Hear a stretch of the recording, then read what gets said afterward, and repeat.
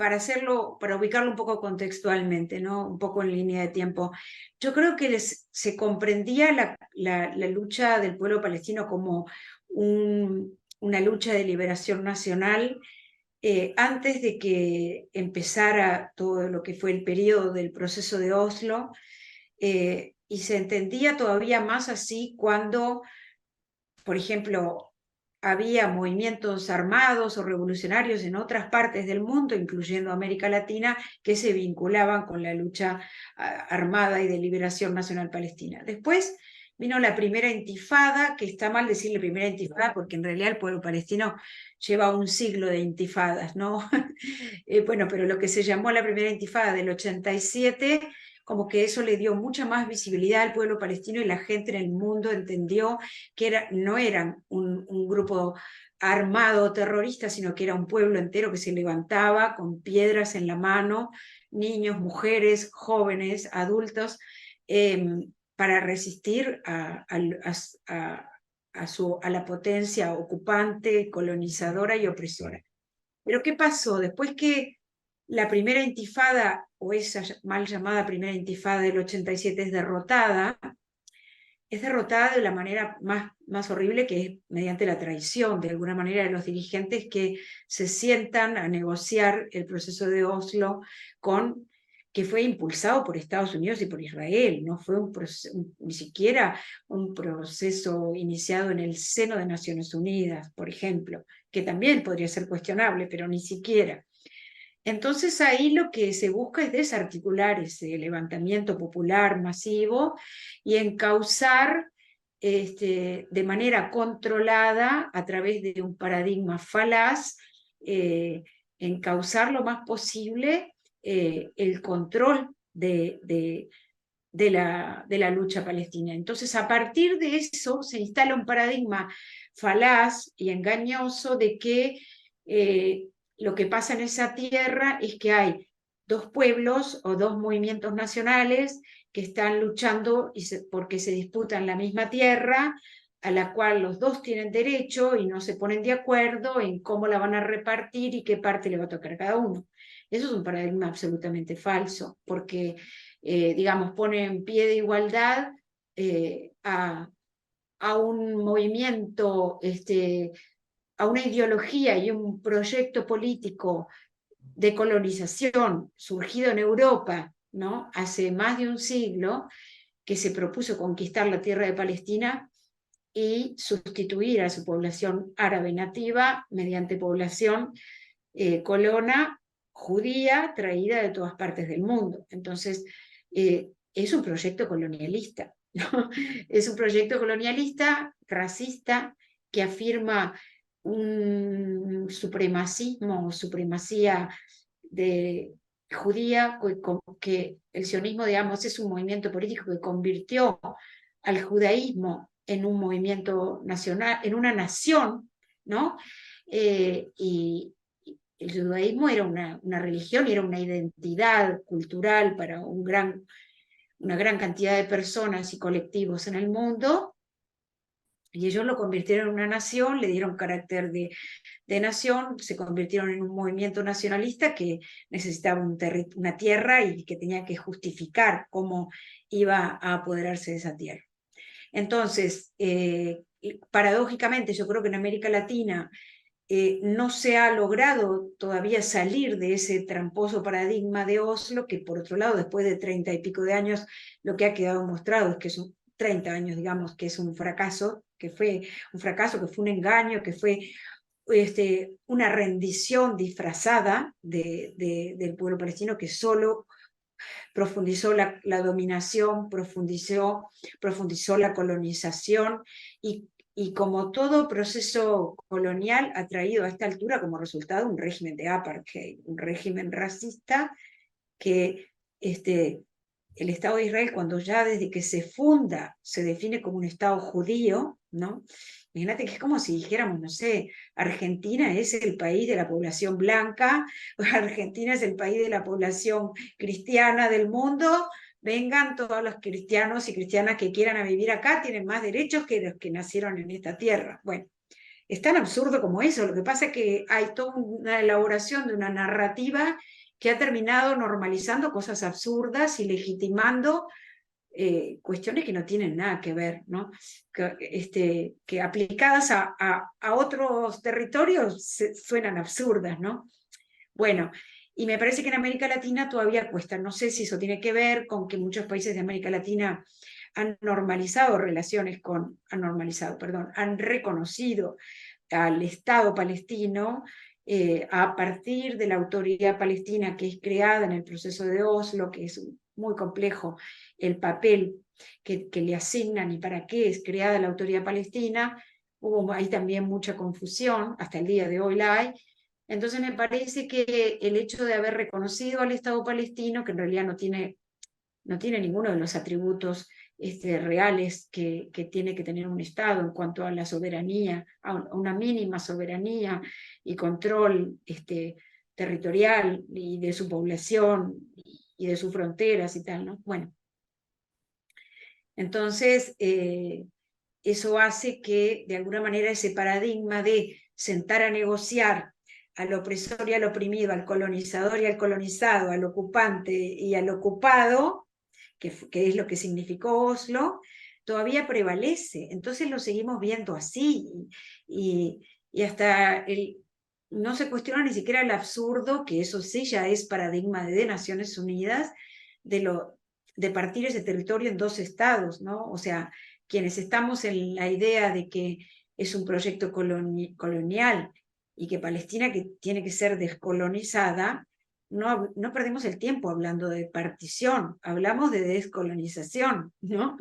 Porque pensás en los movimientos de descolonización que hubo en el mundo, sobre todo, por ejemplo, en el siglo XX, en ningún lugar se planteó, vamos a repartir, yo qué sé, el territorio de Argelia, le vamos a dar un pedazo a los colonos franceses, otro pedazo a la población árabe argelina, o cuando se acabó el apartheid en Sudáfrica, nadie dijo, bueno, vamos a armar dos Sudáfricas, una para la población blanca y otra para la población negra. De hecho, eso era el paradigma de la Sudáfrica racista. Había creado unos pequeños bantustanes, ¿no? En donde quería confinar a la población negra y darle supuestamente atribuciones como de estados o de mini estados o mini reinos, había puesto como reyesuelos al frente de cada uno de esos bantustanes justamente para no mezclar y para quedarse con la mayor parte de la tierra. Y bueno, y esto se trata de lo mismo. Y sin embargo cuesta entender que ese es un paradigma muy cuestionable, muy problemático, pero también lo complica el hecho de que es el paradigma oficial de la ONU, el hecho de que las embajadas palestinas, como representantes de la autoridad palestina, también han asumido, ¿no? Oficialmente ese paradigma de la partición, y bueno, estamos navegando entre paradigmas obsoletos, paradigmas nuevos o no tan nuevos, pero recuperados o reformulados. Estamos hablando de apartheid de una manera que es ya un consenso internacional creciente. Hace 20 años quienes hablaban de apartheid eran descalificados y silenciados, cuando no acusados de antisemitas. Hoy por hoy casi que es imposible discutir que hay un régimen de apartheid en Palestina y también dentro de lo que es el territorio de hoy de Israel. Un poco estamos en medio de esa confusión. Primero, capaz que habría que aclarar algunas cuestiones que tienen que ver con el control del territorio, ¿no?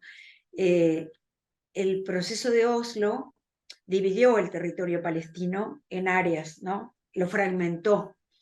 Y eso, aunque el proceso de Oslo se cayó, se murió, no hay ninguna negociación, no hay nada, ese esquema continúa, ese esquema que supuestamente iba a ser transitorio, se afianzó. Israel ha afianzado el control que tiene sobre el territorio, que es mucho peor que el que había antes de los acuerdos de Oslo, ¿no?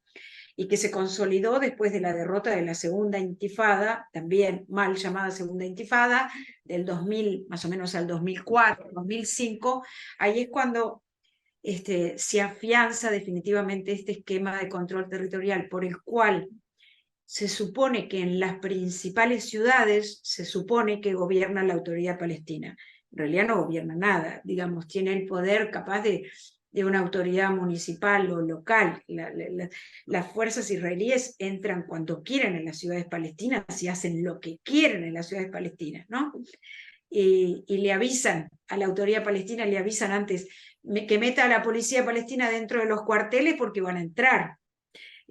Porque hay una permanente comunicación y coordinación en materia de inteligencia y de seguridad.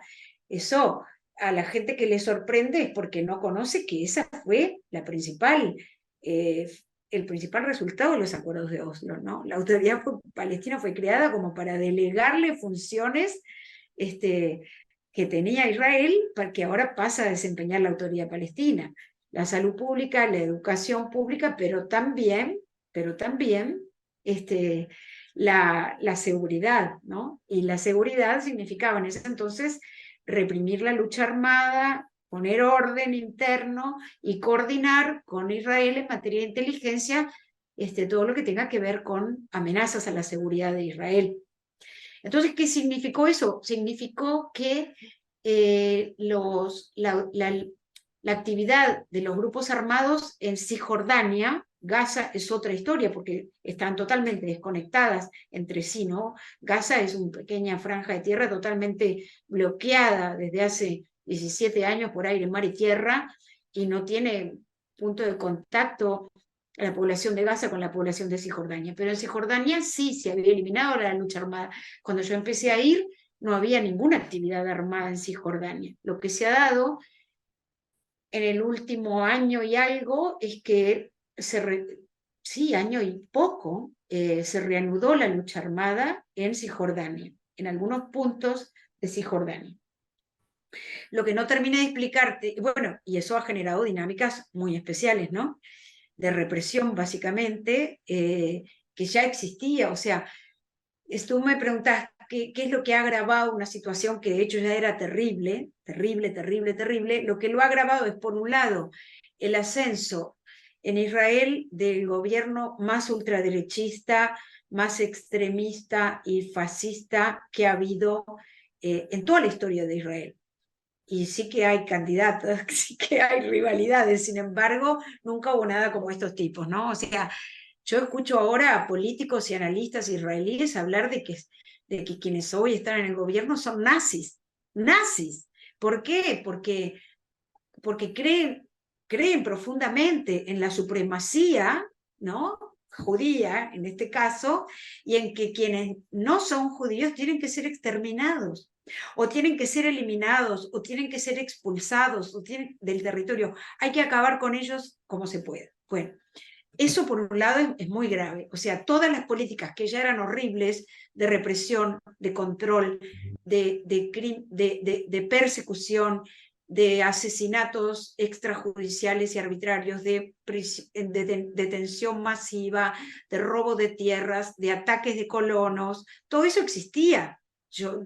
O sea, lo veíamos todos los días, pero esto se ha agudizado porque ahora gobiernan estos extremistas que además son colonos y que tienen un plan que está escrito, ¿no? Y es que el gran Israel va hasta el río Jordán, y lo que vamos a hacer es apoderarnos y controlar el 100% del territorio, y para eso la población árabe que vive en ese territorio nos molesta. Vamos a ver cómo nos deshacemos de ella de las maneras que podamos.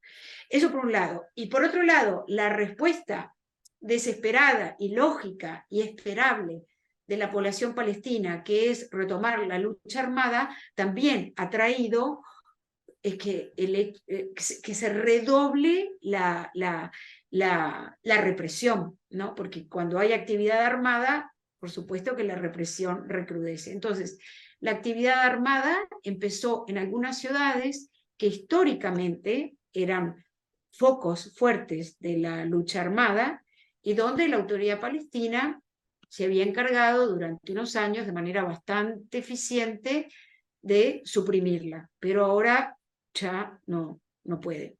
Entonces se reanudó en forma bastante intensa en ciudades como Jenin y como Nablus, Las dos están, digamos, hacia el norte de Cisjordania, y también se ha extendido en los últimos meses hacia Tulkarem, que es también norte, pero norte muy cerca del muro, muy cerca de la línea, digamos, que separa, en teoría, a ambos territorios, ¿no? Estamos hablando sobre todo de actividad que se desarrolla en los campos de refugiados, ¿no? Que todas las ciudades palestinas tienen campos de refugiados en su periferia, y ahí es donde se está desarrollando la lucha armada. En Nablus se da el hecho de que se da, por un lado, en el campo de refugiados de Balata, que es el más grande en población de Cisjordania, pero también en el corazón de la ciudad vieja de Nablus, ¿no? Ahí también históricamente ha habido y se ha reanudado la lucha armada. Pero también hay focos de resistencia armada en un lugar que era sumamente tranquilo comparado con otras zonas, que era la zona de Jericó, el área de Jericó, que es una ciudad palestina que está a orillas casi, digamos, del Jordán y del Mar Muerto, o sea, lindera casi con Jordania, que era bastante tranquila, bastante turística, pero que en uno de los campos de refugiados de Jericó también se reanudó la lucha armada, y entonces ahora hay represión, hay muertos, hay redadas, hay detenciones, hay invasiones. Entonces las fuerzas israelíes están permanentemente haciendo incursiones en esos lugares donde hay actividad o resistencia armada, ¿no? Entonces se meten en los campos de refugiados, se meten en el corazón de la ciudad vieja de Nablus, se meten donde quieren y cuando quieren,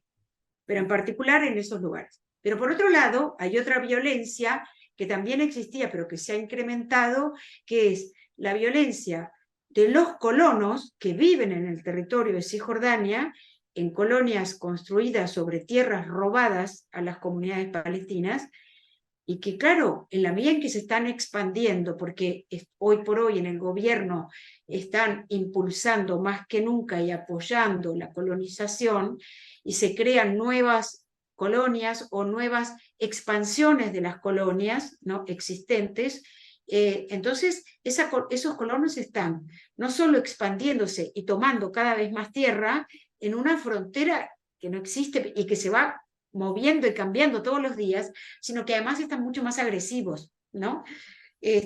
Son como bandas paramilitares de alguna manera, ¿no? Porque tienen armas, tienen recursos y tienen todo el respaldo del Estado. El ejército, que también está en el territorio ocupado, les da carta blanca para que hagan lo que quieran, ¿no? Y cuando ocurren incidentes de ataques de estas bandas de colonos armados hacia pastores palestinos, campesinos que están trabajando la tierra, pastores que están pastoreando sus ovejas, hasta pueblos y aldeas donde la gente vive, destrozando vehículos, incendiándolos, rompiendo, quemando casas, o sea, bueno, los famosos pogromos que están ocurriendo en este momento en algunas localidades.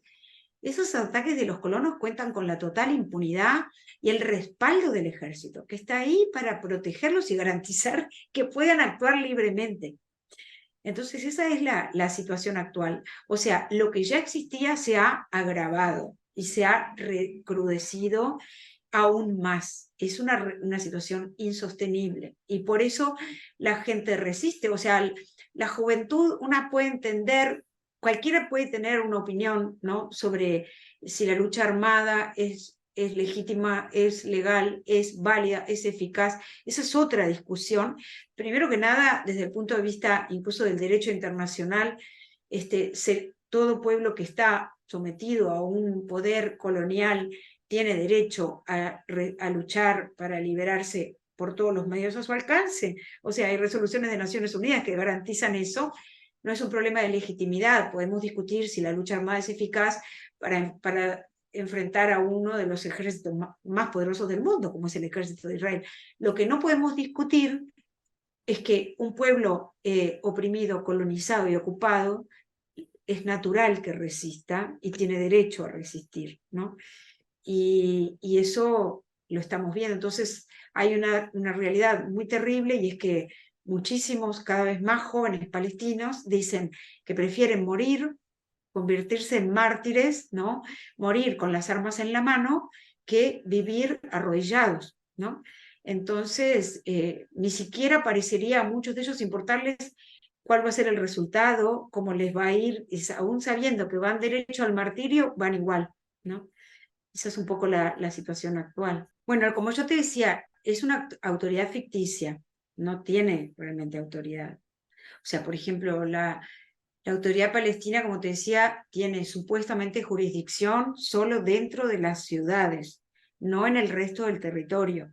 En el resto del territorio no puede actuar, no puede intervenir, no puede, menos aún, desplegar sus cuerpos policiales. Pero los cuerpos policiales de la autoridad palestina, que fueron también creados en Oslo, son para controlar a la población palestina, no son para, por ejemplo, eh, detener un ataque de colonos, no, o para confrontar una represión del ejército. No puede, la policía palestina no se mete con los israelíes, sean colonos, sean soldados o sean policías. No fue creada para eso.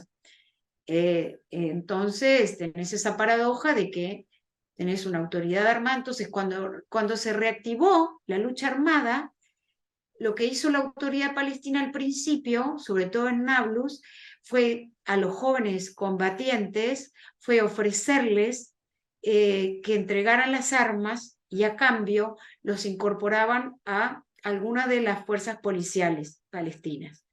Y la mayoría dijeron que no, ¿no? El pueblo palestino ve realmente, una de las cosas que uno primero aprende y escucha de la gente, es que viven bajo una doble ocupación, la ocupación de Israel y la ocupación de la autoridad palestina. Y la autoridad palestina, como te digo, desde siempre, porque fue creada para eso, ha coordinado, tiene mecanismos para coordinar con Israel en materia de inteligencia, y entonces es muy común que una persona que fue liberada por la autoridad palestina, que también la autoridad palestina detiene a personas por su actividad política y no necesariamente actividad armada. Hay gente que va a la cárcel por posteos en las redes sociales, ¿no? Entonces, una persona, por ejemplo, que sale de una cárcel de la autoridad palestina, al otro día es arrestada por las fuerzas israelíes, ¿no? Hay una cosa que es demasiado casual que se da eso. Y una cosa que ahora está pasando terriblemente es que, como digo, no tuvieron éxito en tratar de que los jóvenes dejaran las armas y se pasaran a la autoridad palestina. Entonces ahora la autoridad palestina está haciendo de nuevo lo que ha hecho siempre, que es también colaborar en la represión de la lucha armada. Entonces se están arrestando combatientes, lo están haciendo siempre que pueden, y coordinando en materia de inteligencia más que nunca. De hecho, en una de esas últimas incursiones israelíes al campo de refugiados de Jenin, de las más letales, ¿no? De las últimas, yo ya perdí la cuenta porque han sido tantas, por lo menos de febrero hasta aquí, pero y después que fue desastroso, que volaron, ¿te acordás? Volaron casas enteras, y bueno, Mahmoud Abbas fue a visitar el campo de Jenin. Para poder entrar tiene que coordinar previamente con la autoridad israelí, ¿no? Para poder viajar desde Ramallah hasta Jenin tiene que conseguir un permiso. Creo, no me acuerdo si llegó en helicóptero o en qué llegó, pero lo echaron a patadas. La gente estaba muy enojada, muy enojada, y lo echaron. Y esas cosas de repente no trascienden mucho en los medios, pero la autoridad palestina está en su punto más bajo de aprobación popular.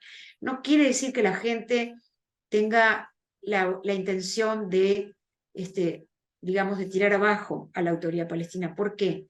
Porque sería también caer en el caos, ¿no? Hay muchas tareas que, mal o bien, más mal que bien, la autoridad palestina cumple, y que si de pronto, de un día para el otro, dejara de cumplirlas, sería bastante caótico la gestión, digamos, de esas actividades y del territorio, desde las escuelas hasta los hospitales, hasta cuestiones que tienen que ver con la economía, y ni hablemos de los empleos públicos, ¿no? Que los empleos públicos de la Autoridad Palestina le dan de comer a muchísimas familias. Y eso es una realidad que hay que reconocer. En un territorio ocupado, con una economía secuestrada y asfixiada, la gente no tiene muchas opciones. Piense lo que piense, prefiere tener un salario que no tenerlo, ¿no?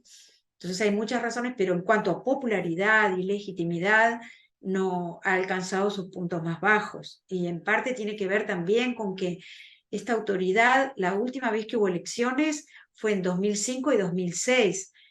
La vigencia del mandato caducó en 2009 y desde entonces están gobernando de facto, y cada vez que hay un anuncio de elecciones, por algún motivo, ellos mismos terminan postergándolas porque las encuestas les dan mal. La última vez fue hace 2 años que le habían puesto fecha, incluso primero iba a haber elecciones legislativas y después, 2 meses después, iba a haber elecciones presidenciales. Las encuestas les daban súper mal y a último momento volvieron a cancelarlas con cualquier pretexto, ¿no? Entonces la gente está muy enojada también por eso, entre otras cosas. La economía es una catástrofe, y es una catástrofe también como resultado de los acuerdos de Oslo. En la segunda parte de los acuerdos que se firman en el 95, creo que fue en París, se establece todo lo que va a ser el funcionamiento de la economía. Y la economía palestina y los recursos palestinos quedan totalmente bajo control israelí. Totalmente. O sea, la moneda que se utiliza es la moneda israelí, el shekel.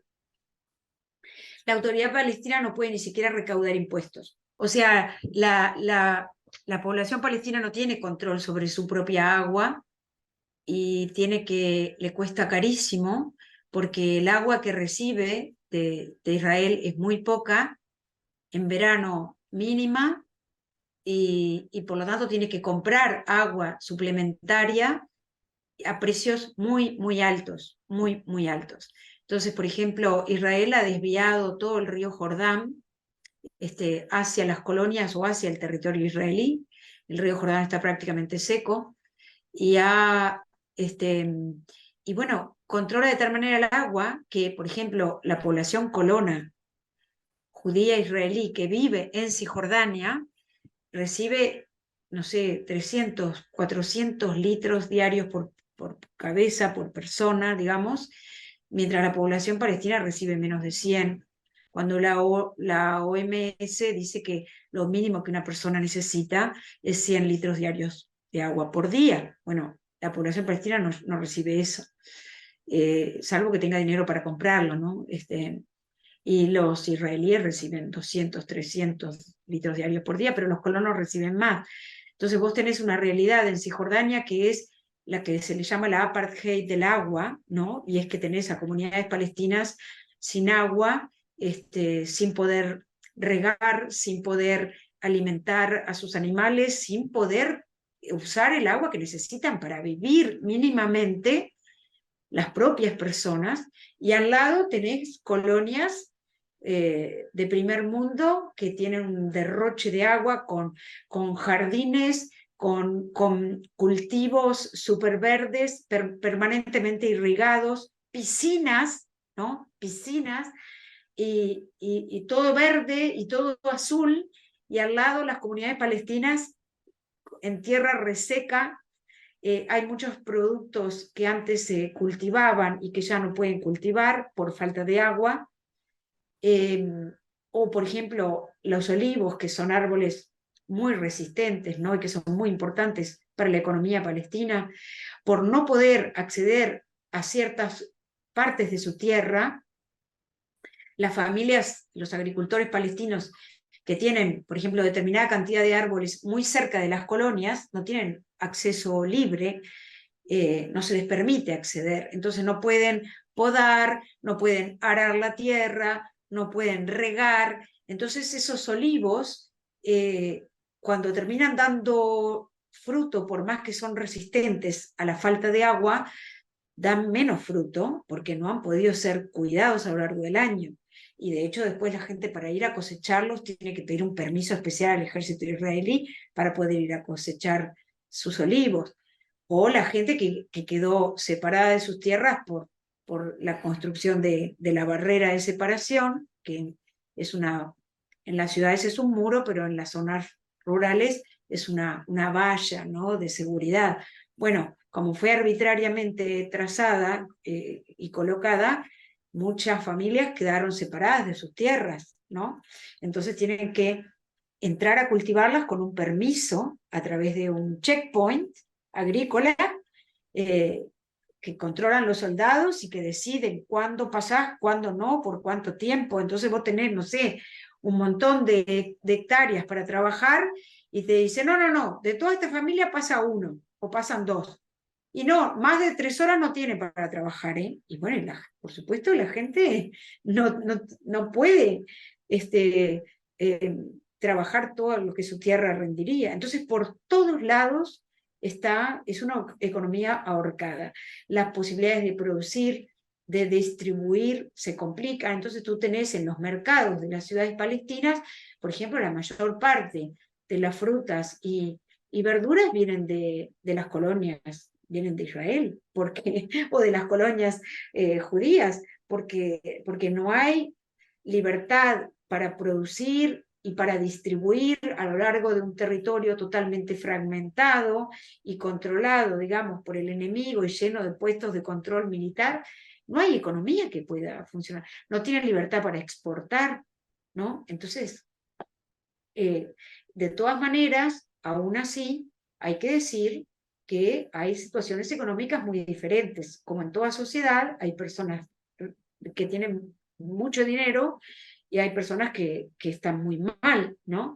Y los que tienen mucho dinero tienen negocios y como en todas partes se las arreglan para negociar con los israelíes acuerdos y permisos y privilegios que les permiten mantener una situación económica holgada y de alguna manera incluso lucrar con el status quo. Como en toda sociedad, existen clases y hay quienes la pasan bien porque se saben aprovechar de la situación y otros que, por ejemplo, hay un porcentaje dramático de personas, hombres fundamentalmente palestinos, que consiguen permiso para trabajar en Israel, ¿no? Hay muchos que pasan ilegalmente, pero hay otros que pasan todos los días con permisos en condiciones horrorosas, después de 2, 3 horas de esperas, como ganado en los checkpoints militares, varias horas de viaje para trabajar en empresas, sobre todo de la construcción en Israel, sin derechos sociales, sin protección. Si tienen un accidente, nada los cubre, ¿no? Los devuelven. Cuando por los feriados judíos religiosos, que son todo el año, se cierran los checkpoints, esa gente no puede ir a trabajar y a veces después pierde el trabajo, porque si durante 3 días no te dejan llegar a tu trabajo, cuando vas al cuarto te dijeron que estás despedido, ¿no? Aún así, esas personas eligen esa vida y eligen trabajar en esas empresas israelíes porque ganan más de lo que ganarían si consiguieran trabajo en su propia región, en su propia ciudad. Entonces, la situación económica es muy desastrosa, realmente. Mira, yo estaba leyendo estos días algunos análisis que señalaban, que mostraban que hay algunas señales de cambio que podrían tener un desenlace más positivo, no en lo inmediato, pero, por ejemplo, es indudable que Estados Unidos está perdiendo hegemonía, sobre todo en esa región, ¿no? Entonces, ¿cuánto va a tardar en perder la hegemonía?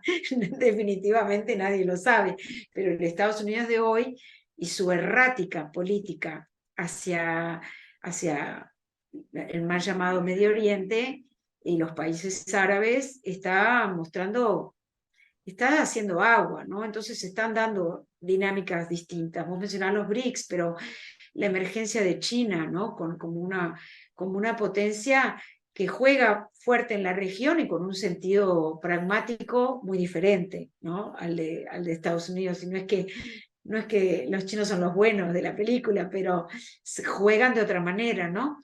Entonces, por ejemplo, es muy significativo lo que se dio reciente, pero bueno, desde 2020 Estados Unidos con Trump habían empezado a impulsar los acuerdos de Abraham, que era aquel plan de normalización de los países árabes con Israel, ¿no?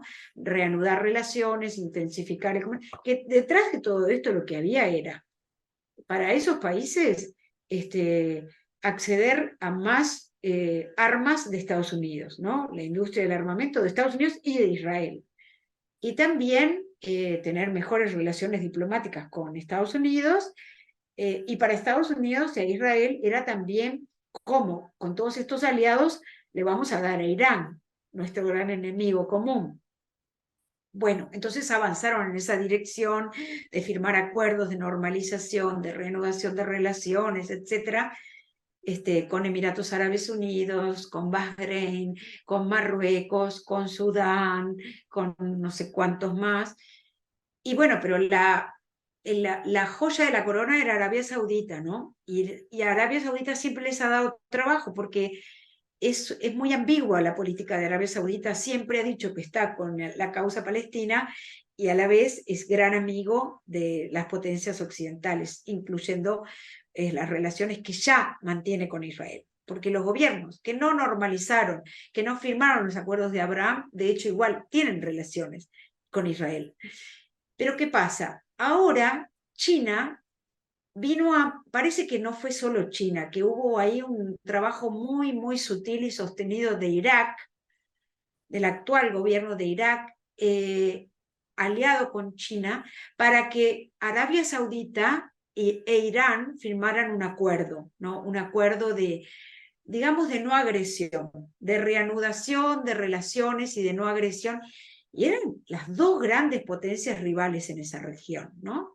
Y Israel y Estados Unidos siempre trabajando para aumentar la brecha, agrandar esa brecha y lograr en algún momento atacar a Irán. Sin embargo, ahora, con el auspicio de China, han firmado un acuerdo, todo indica que van a acercar relaciones, van a tener intercambios que a las dos partes les sirven. A China le interesan también las relaciones tanto con Irán como con Arabia Saudita, y eso de alguna manera deja los acuerdos de Abraham, no sé, los debilita, ¿no? Van en la dirección contraria, los dejan en stand-by. Arabia Saudita, ¿para qué va a firmar acuerdos? Si lo que le interesa con Israel ya lo tiene y le interesa más lograr una estabilidad en el Golfo y en la zona de influencia de Irán, lograr una estabilidad y no tener la amenaza de una conflagración, ¿no? Armada y potencialmente nuclear, no sé, importante. O sea, como que las cosas se están moviendo en otras direcciones, ¿no? No tenemos ese mundo tan unipolar donde Estados Unidos hace y deshace. Y Biden, que no ha tenido otra mejor idea que continuar las políticas de Trump en todo, absolutamente en todo, porque no ha innovado en nada, de alguna manera ahora se quedan mirando el partido, ¿no? Y eso a mediano plazo puede llegar a ser beneficioso para la causa palestina, ¿no? Ese reacomodo de alianzas en una región estratégica como la que está. Y además los países árabes tienen también una gran contradicción que, bueno, como tienen en general gobiernos autoritarios, que son los gobiernos que Occidente les ha permitido tener, cuando tuvieron algunos que no eran autoritarios, se encargaron, Estados Unidos se encargó de liquidarlos, como tienen gobiernos autoritarios no les importa demasiado la voluntad popular, pero hay un claro divorcio entre los pueblos de todos esos países, sin excepción, son 100% pro-palestinos, 100%, ¿no? Entonces, cuando pueden rebelarse y protestar y expresar su bronca, lo hacen. Y entonces, por ejemplo, ahora hubo un incidente en Libia, que no sé si supiste, que el canciller de... Ahí está el canciller de Israel, que es un tarado, un torpe, salió a cacarear que había tenido una reunión con la ministra de Relaciones Exteriores de Libia en Roma, y se armó una varaunda en Libia que la ministra se tuvo que ir del país, por supuesto perdió su puesto y están tratando de apaciguar las aguas. Entonces, los gobiernos árabes saben que también tienen que lidiar con esa cuestión, ¿no? De que acercarse a Israel es lo más impopular que puedan hacer hacia sus propios pueblos, ¿no? Hasta dónde lo pueden controlar, hasta dónde les importan o no, y bueno, eso dependerá de las correlaciones de fuerzas, ¿no? Pero esa es otra contradicción interna que tienen todos estos países y lo saben. Y que es un factor, puede ser un factor de inestabilidad, no solo, pero sumado a otros, ¿no? Bueno, en realidad, como vos sabés, esa tierra es una tierra santa para las tres religiones monoteístas y desde el punto de vista cultural y subjetivo hay simbolismos muy fuertes, ¿no? Que no son despreciables, que yo siempre digo que no se deben dejar de lado. A veces los análisis de la izquierda suelen soslayar estos factores que son subjetivos y espirituales, que pasan por la identidad nacional, ¿no? Y que no son menores, pero nunca son la causa de los conflictos, ¿no? Los factores religiosos son utilizados en los conflictos según los intereses de las partes. El hecho de que sea una tierra santa no es menor, ¿no? Y cómo cada quien juega sus cartas. Cuando el sionismo surge a fines del siglo XIX en Europa, era un movimiento secular, era un movimiento colonialista secular, que despreciaba lo religioso, pero con la idea de que había que ir a conquistar nada menos que la tierra de Palestina, ¿no? Que eran las tierras bíblicas, y que había que buscar un factor que le diera unidad a ese invento de la nación judía, ¿no? La nación judía es un invento, pero había que buscar un factor de unidad, de cohesión, y lo encontraron en la religión, y desde entonces la han utilizado. Ahora, ¿qué pasa? Con los años y con las décadas, esos sectores seculares han sido, que estaban sobre todo representados en el Partido Laborista, han ido siendo desplazados y lo que ha venido ganando son los sectores religiosos, ¿no? Y cada vez más fundamentalistas y cada vez más ultraderechistas y cada vez más fanáticos, ¿no? Y entonces esos son los que están hoy con más poder, ¿no? El partido sionismo religioso, por ejemplo, que es lo contrario a lo que los judíos ortodoxos originarios rechazaban totalmente la idea de un Estado, porque va incluso contra los principios de su religión, ¿no? De la espera del Mesías supone esperar la voluntad divina y no ponerse nosotros a adelantar nada, ¿no? Bueno, pero ahora no, ahora el sionismo religioso es eso, ¿no? El sionismo y es religioso, y son cada vez más fuertes y hoy están en el gobierno y son unos fanáticos. Entonces ese movimiento que empezó de ir a rezar a la mezquita de Al-Aqsa cuando tradicionalmente no se le permitía, y todavía los carteles lo indican, las personas religiosas judías no pueden, porque es blasfemia, no sé qué, no pueden rezar en la mezquita de Al-Aqsa, ahora no, ahora este movimiento desde hace unos años ha ido cada vez más llevando gente, todos los días van decenas, centenares de personas religiosas, judías, ortodoxas y de todo el mundo también a, a rezar. Y ellos sí tienen ese proyecto que para nosotros puede ser de locos, de desquiciados, pero las cosas nos parecen de locos y desquiciados hasta que las vemos entronizadas, ¿no? O sea, un Trump, un Bolsonaro eran locos desquiciados y ahí terminaron donde terminaron. Y estos más o menos están ahí. Entonces, sí, ese proyecto de reconstruir el templo de Salomón, que supuestamente estaba ahí, no hay ninguna evidencia arqueológica que lo indique, pero no importa, significa destruir todo el complejo de Al-Aqsa, ¿no? De la cúpula de la roca, de la mezquita, bueno, es todo un complejo ahí que está en esa explanada. Y eso sería realmente, no sé, tirar un fósforo en un pajar, ¿no? Ahí, no sé, es inimaginable lo que puede llegar a pasar, porque ahí sí entrarían muchísimos factores, o sea, Al-Aqsa es significativo para todas las personas musulmanas del mundo, ¿no? Es el lugar, el tercer lugar más sagrado para el Islam, el único fuera de Arabia Saudita, ¿no? Entonces, Sería bastante complicado, bastante complicado. Pero como estos son locos, son capaces de hacerlo. Lo que pasa es que ahí hay que ver cuánto pueden intervenir de afuera los poderes políticos para persuadirlos de no cometer una locura, ¿no? Porque hay un status quo, siempre se habla del status quo, que es desastroso, pero en definitiva es el que más o menos mantiene un cierto equilibrio, y es que en teoría, legalmente, el reino de Jordania es el que está más o menos responsable del control en la mezquita de Al-Aqsa, porque obviamente la autoridad palestina a Jerusalén no puede entrar, no puede entrar. Jerusalén fue anexada por Israel, y para Israel es parte de Israel, pero no puede entrar. Entonces, quien controla del lado palestino, toda la ciudad vieja y todos los lugares sagrados están en Jerusalén oriental, que según el consenso internacional de la ONU es territorio palestino ocupado. La gente no se acuerda de eso, ¿no? Dice, es Jerusalén, Israel.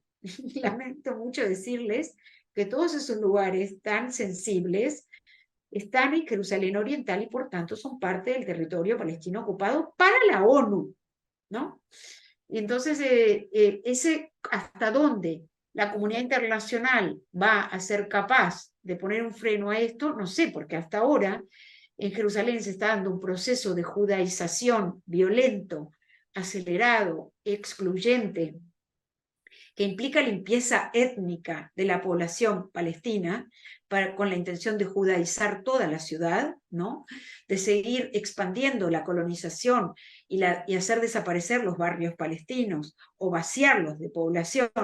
Pasa en la Ciudad Vieja, pasa en barrios críticos como Sheikh Jarrah, como Silwan, como Essaouira, que son noticia todos los días, ¿no? Por los incidentes, y la comunidad internacional está viendo eso y no hace nada, ¿no? Y los diplomáticos incluso de Estados Unidos, de los países europeos, envían informes contundentes a sus gobiernos sobre eso y los gobiernos no hacen nada. Entonces, ¿hasta dónde se le va a permitir a Israel continuar con esta impunidad de la que hasta ahora ha gozado total? Bueno, ese es el gran signo de interrogación. ¿Qué precio está dispuesto a pagar en términos de estabilidad y de seguridad y de control mínimo la comunidad internacional para permitirle a Israel continuar con su proyecto impune? Y no sabemos. Pero esa amenaza está, precisamente por quienes están en este momento en el gobierno, porque no hemos hablado de lo que, del conflicto interno que se da hoy dentro de Israel, de la sociedad israelí, ¿no? Y es justamente todas estas manifestaciones multitudinarias, las más grandes de la historia de Israel, ¿no? Hace 37 semanas que los sábados o los viernes, no me acuerdo, los sábados creo, la gente sale masivamente a la calle a protestar, ¿no?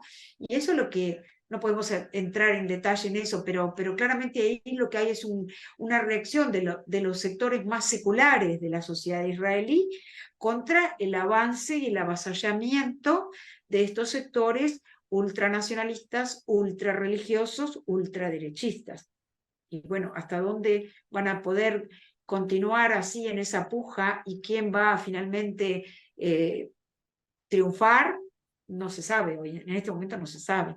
Hay que decir la verdad, y es que en este momento el pueblo palestino no tiene un liderazgo político unificado, ¿verdad? Tenemos esa realidad de una autoridad que no es vista como legítima, hay bastante divisiones, no hemos hablado del perfil de los grupos armados, pero los grupos armados de manera interesante no están quedándose dentro de los confines de sus propias eh, organizaciones político-partidarias, sino que están colaborando entre sí, ¿no? Son como, son incluso agrupaciones nuevas que se forman, que traen personas que vienen de distintos lugares. Pero no importa, lo que yo quiero decir es, lo que sí tenemos en Palestina es una voz bastante potente y bastante unificada de la sociedad civil organizada, ¿no? A través de el movimiento BDS, básicamente, que de alguna manera reúne el consenso de la sociedad palestina respecto a la importancia de que la comunidad internacional actúe, y actúe como ha actuado cuando ha querido presionar a un país que ha sabido hacerlo mediante sanciones, mediante aislamiento, mediante lo que sea, para obligarlo a modificar sus políticas, ¿no? Entonces, cuando empieza el movimiento BDS, tenía a Sudáfrica como referente, ¿no? O sea, si reconocemos cada vez más que en Palestina e Israel hay un régimen de apartheid en pleno siglo XXI, bueno, ¿qué vamos a hacer? Como comunidad internacional hay un deber, ¿no? Según el derecho internacional hay un deber de actuar contra el apartheid y no ser cómplices. Entonces, la invitación es a hacer todo lo posible de nuestra parte para buscar la ruptura de normalización de relaciones con el Estado de Israel. No considerarlo como un país normal, como la única democracia de Medio Oriente, sino decir, pues es un régimen de apartheid. ¿Qué se hizo con el de Sudáfrica? Estaba clarísimo. No había que tener relaciones en lo comercial, no había que tener relaciones en lo cultural, no había que tener relaciones en lo deportivo, ni en lo diplomático, y bueno, ni en lo académico. Entonces, de a poco tú vas aislando y vas aplicando sanciones, y bueno, si hay algo que ha quedado demostrado desde que empezó la guerra Ucrania, es que cuando la comunidad internacional tiene la voluntad política de aplicar sanciones, lo puede hacer, ¿no? A Rusia ya no saben de qué más sancionarlo. Sin embargo, a Israel no lo toca nadie, ¿no? Con una semana de ocupación, Rusia había recibido más sanciones que Israel en toda su historia y décadas de ocupación. Es la paradoja, ¿no?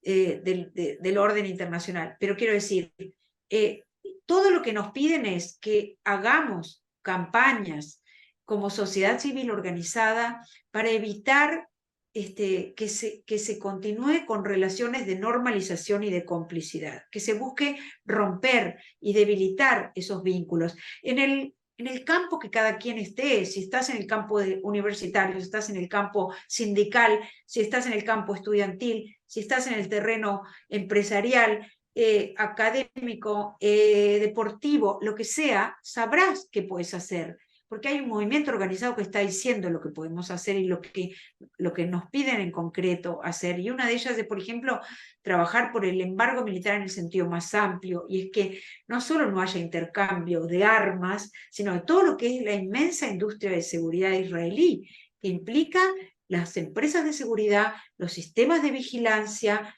de cámaras, de videovigilancia, de ciberespionaje, que es tremendo, ¿no? El espionaje que se utiliza para espiar a los activistas sociales y políticos, ¿no? Y que los gobiernos le compran a Israel. Bueno, luchar contra todo eso. Por ejemplo, hay una campaña también diplomática que es presionar a la ONU, como están pidiendo las organizaciones de derechos humanos palestinas e internacionales, para que restablezca un comité especial que la ONU tenía sobre el apartheid de Sudáfrica, y que en el 94 se desactivó, lógicamente, que lo restablezca y que investigue el apartheid. Que la Corte Penal Internacional avance con la investigación de las denuncias de crímenes de guerra y crímenes de lesa humanidad que ha recibido desde Palestina contra Israel. O sea, hay como muchos campos en los cuales cada quien, según en dónde nos movemos, podemos y debemos actuar. Y hay lineamientos muy claros. Por ejemplo, la campaña Declararse Espacio Libre de Apartheid. Eso lo podemos hacer en cualquier institución, organización, colectivo que estemos, como dije, ¿no? Educativo, sindical, universitario, lo que sea, cultural, ¿no? Nos declaramos espacio libre de apartheid, y significa que no vamos a tener ningún tipo de vínculo con instituciones israelíes, no vamos a aceptar patrocinio, no vamos a aceptar invitaciones provenientes de la Embajada de Israel, etcétera, etcétera. Entonces, tenemos mucho para hacer, y lo que nos piden son cosas muy concretas y muy precisas, y que no tenemos ni siquiera que ponernos a pensar mucho. Podemos entrar a las páginas en las redes sociales, en la web de Movimiento BDS, y vamos a encontrar un montón de lineamientos. Por ejemplo, en Argentina se lanzó con bastante fuerza la campaña Fuera Mekorot, ¿no? Porque Mekorot, que es la empresa israelí del agua, responsable del apartheid del agua del que estuvimos hablando, ha penetrado a través de contratos con gobiernos en un montón de provincias para implementar programas que son de privatización y de elitización del servicio de agua potable, que es un derecho, ante todo un derecho de la gente que tiene que ser de gestión pública, ¿no? Y bueno, Mekorot está metido hasta acá, en Argentina y en varios otros países. Entonces, la campaña fuerte, por lo menos en esa parte y en otras regiones, es contra la presencia de Mekorot y que no se sigan firmando contratos y que se rompan los contratos existentes, vinculando todo esto a nuestras propias luchas sociales, territoriales, ambientales, políticas, feministas, sindicales, lo que sea, porque lo importante es establecer las conexiones correctas que existen, porque realmente Israel está metido en un montón de proyectos que tienen que ver con la economía, con la investigación científica, con la tecnología, con todo esto que yo te decía de la seguridad y la vigilancia, está metido en todos lados. Tenemos que identificarlo, denunciarlo y trabajar para cortarlo.